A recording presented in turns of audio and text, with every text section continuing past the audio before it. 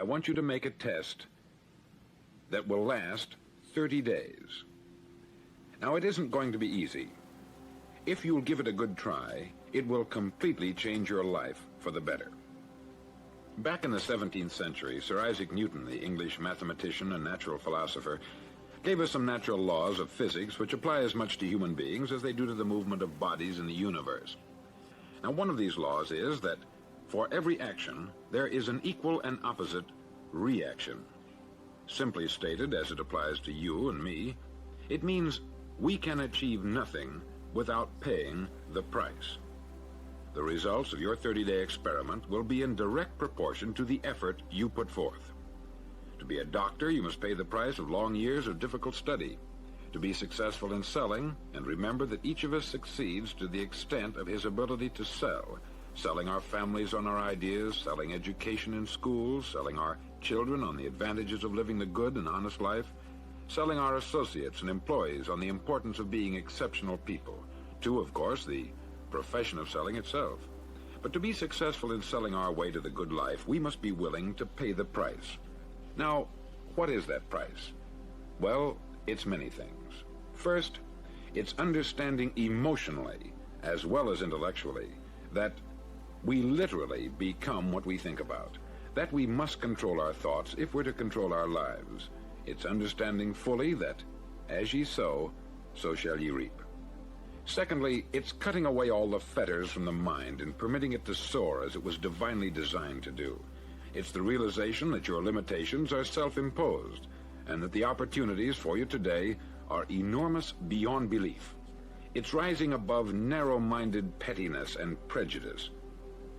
Thirdly, to use all your courage to force yourself to think positively on your own problem, to set a definite and clearly defined goal for yourself, to let your marvelous mind think about your goal from all possible angles, to let your imagination speculate freely upon many different possible solutions, to refuse to believe there are any circumstances sufficiently strong to defeat you in the accomplishment of your purpose, to act promptly and decisively when your course is clear, and to keep constantly aware of the fact that you are, at this moment, standing in the middle of your own acre of diamonds, as Russell Conwell used to point out. Fourth, save at least 10% of what you earn. It's also remembering that no matter what your present job, it has enormous possibilities if you're willing to pay the price. Now let's just go over the important points in the price each of us must pay to achieve the wonderful life that can be ours. It is, of course, worth any price. 1, you will become what you think about. 2, remember the word imagination. Let your mind soar. 3, courage. Concentrate on your goal every day. 4, save 10% of what you earn. And action. Ideas are worthless unless we act on them. Now I'll try to outline the 30-day test I want you to make. Now keep in mind that you have nothing to lose by making this test, and everything you could possibly want to gain. There are 2 things that may be said of everyone. Each of us wants something, and each of us is afraid of something. I want you to write on a card what it is you want more than anything else. It may be more money. Perhaps you'd like to double your income or make a specific amount of money. It may be a beautiful home. It may be success at your job. It may be a particular position in life. It could be a more harmonious family. Each of us wants something. Write down on your card specifically what it is that you want. Make sure it's a single goal and clearly defined. You needn't show it to anyone, but carry it with you so that you can look at it several times a day. Think about it in a cheerful, relaxed, positive way each morning when you get up, and immediately you have something to work for, something to get out of bed for, something to live for. Look at it every chance you get during the day and just before going to bed at night. As you look at it, remember that you must become what you think about, and since you're thinking about your goal, you realize that soon it will be yours. In fact, it's yours really the moment you write it down and begin to think about it. Look at the abundance all around you as you go about your daily business. You have as much right to this abundance as any other living creature. It's yours for the asking. Now we come to the difficult part. Difficult because it means the formation of what is probably a brand new habit, and new habits are not easily formed. Once formed, however, It'll follow you for the rest of your life. Stop thinking about what it is you fear. Each time a fearful or negative thought comes into your consciousness, replace it with a mental picture of your positive and worthwhile goal. There will come times when you will feel like giving up. It's easier for a human being to think negatively than positively. That's why only 5% is successful. You must begin now to place yourself in that group. For 30 days, you must take control of your mind. It will think only about what you permit it to think. Each day for this 30-day test, do more than you have to do. In addition to maintaining a cheerful, positive outlook, give of yourself more than you've ever done before. Do this knowing that your returns in life must be in direct proportion to what you give. The moment you decide on a goal to work toward, you're immediately a successful person. You're then in that rare and successful category of people who know where they're going. Out of every 100 people, you belong to the top 5. Don't concern yourself too much with how you're going to achieve your goal. Leave that completely to a power greater than yourself. All you have to do is know where you're going. The answers will come to you of their own accord. Remember these words from the Sermon on the Mount, and remember them well. Keep them constantly before you this month of your test. Ask, and it shall be given you. Seek, and ye shall find. Knock, and it shall be opened unto you.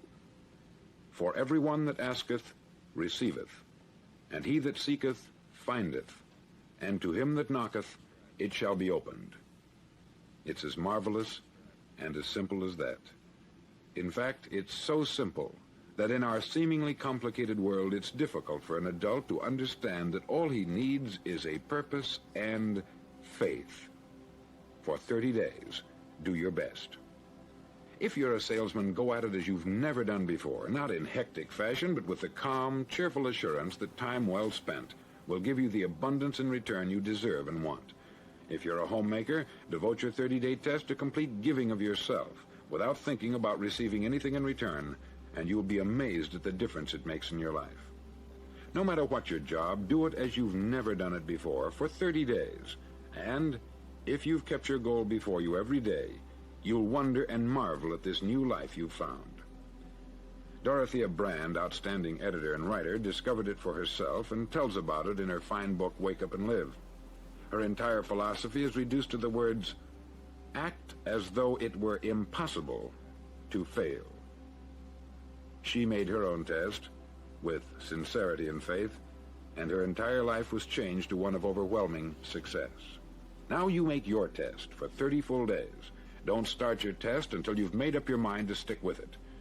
You see, by being persistent, you're demonstrating faith. Persistence is simply another word for faith. If you didn't have faith, you would never persist.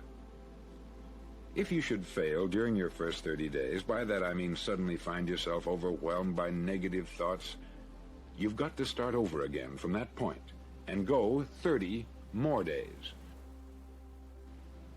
Gradually, your new habit will form until you find yourself one of that wonderful minority to whom virtually nothing is impossible. Don't forget the card. It's vitally important as you begin this new way of living. On one side of the card, write your goal, whatever it may be. On the other side, write the words we've quoted from the Sermon on the Mount. Ask, and it shall be given you. Seek, and ye shall find. Knock, and it shall be opened unto you. In your spare time during your test period, read books that will help you. Inspirational books like the Bible, Dorothea Brand's Wake Up and Live, The Magic of Believing by Claude Bristol, Think and Grow Rich by Napoleon Hill, and other books that instruct and inspire. Nothing great was ever accomplished without inspiration. See that during these crucial first 30 days, your own inspiration is kept at a peak. Above all, don't worry. Worry brings fear, and fear is crippling. The only thing that can cause you to worry during your test is trying to do it all yourself. Know that all you have to do is hold your goal before you. Everything else will take care of itself. Remember also to keep calm and cheerful. calm and cheerful. Don't let petty things annoy you and get you off course. Now, since making this test is difficult, some may say, well, why should I bother? Well, look at the alternative. No one wants to be a failure. No one really wants to be a mediocre individual. No one wants a life constantly filled with worry, fear, and frustration. Therefore, remember that you must reap that which you sow. If you sow negative thoughts, your life will be filled with negative things. If you sow positive thoughts, your life will be cheerful, successful, and positive. Now, gradually, you will have a tendency to forget what you've heard on this record. Play it often. Keep reminding yourself of what you must do to form this new habit. Gather your whole family about and listen to what's been said here at regular intervals. You know, most men will tell you that they want to make money without understanding the law. The only people who make money work in the mint. The rest of us must earn money. This is what causes those who keep looking for something for nothing or a free ride to fail in life. The only way to earn money is by providing people with services or products which are needed and useful. We exchange our product or service for the other man's money. Therefore, the law is that our financial return will be in direct proportion to our service. Success is not the result of making money. Making money is the result of success. And success is in direct proportion to our service. Most people have this law backwards. They believe that you're successful if you earn a lot of money. The truth is that you can only earn money after you're successful. It's like the story of the man who sat in front of the stove and said to it, "Give me heat, and then I'll add the wood." How many men and women do you know, or do you suppose there are today, who take the same attitude toward life? There are millions. We've got to put the fuel in before we can expect heat.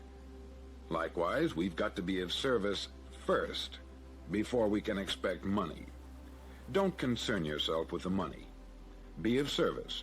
Build, work, dream, create. Do this, and you'll find there's no limit to the prosperity and abundance that will come to you. Prosperity is founded upon a law of mutual exchange.